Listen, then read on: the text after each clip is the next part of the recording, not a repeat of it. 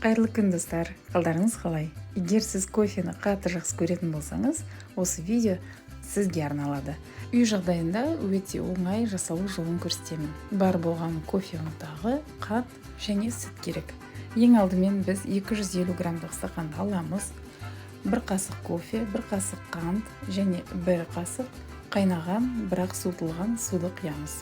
Және миксердің көмегімен орташа жылдамдықта осылай араластырып аламыз.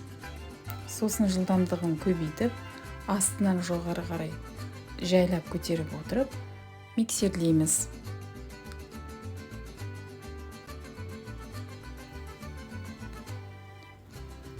Төменнен жоғары қарай осылай көтеріп миксерлегенде, көбік өзі көтеріліп тығыздала бастайды.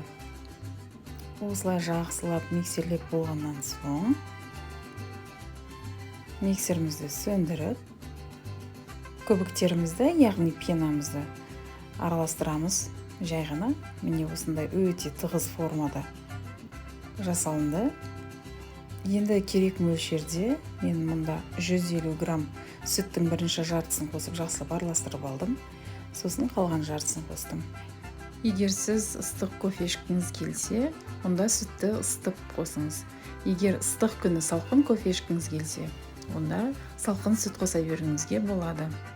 Әнекей үй жағдайында осылай капучино немесе латтеміз дайын болды. Міндетті түрде кофе машинка, ондайсыздар осылай жасауға болады. Сіздер де жасап көріңіздер. Қалауыңызша шоколадты сиропты немесе карамельный сироп қоссаңыз болады. Салқын күндері мұз қоссаңыз болады. Және де взбитый сливки қоссаңыз болады.